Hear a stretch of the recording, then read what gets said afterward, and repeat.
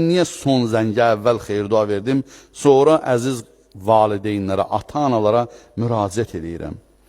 Axı bizim dünənki son zəng tədbirlərində nə millilik, nə dinilik görünmədi.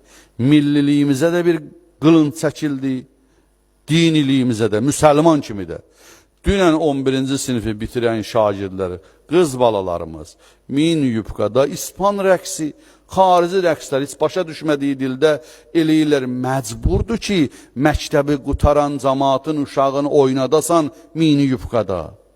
Məcburmudur ki, 11-ci sinif qız uşaqları ilə oğlan uşaqların əl-ələ tutur məktəbin həyətində rəqs elətdirəsən, oğlanın qucağında qız körpü vəziyyəti ala rəqs eləyə. Bu hökməndirmi? Bu olmasa məktəbi qurtarmaq olmurmu? Ay ataları, ay anaları, ay qız anaları, ay qız ataları. Hökməndir ki, qızı qoşasan cavan oğlana, göndərəsən o meşələrə, gəzsinlər gün axşamacan, gecə saat 1-də 2-də. Keçən illər atalar övladların çox istəməkdən maşınların verirdilər, bala gedin son zəngdə maşınla gəzin. Bu il çox sevindim ki, atalar o məsuliyyətsizliyi eləmədilər. Yəni, maşınların vermədilər, neçə dənə cavan balalar canların itirdi son zəngdə maşınlarla. Bu il onu eləmədilər. Onda can gedirdi, indi əxlaq getdi, tərbiyə getdi.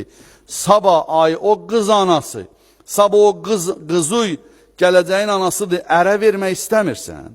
Bəs ərə verəndə bugün müasir dövrdür, çəkiliş dövrüdür. Şəkillər Facebookda, Instagramda, TikTokda hamısı var qızın oğlanla ələ tutub çıxması, rəqs eləməyi. Sabah hansı oğlan alacaq o qızı? Niyə qızın həyatını korlayırsan?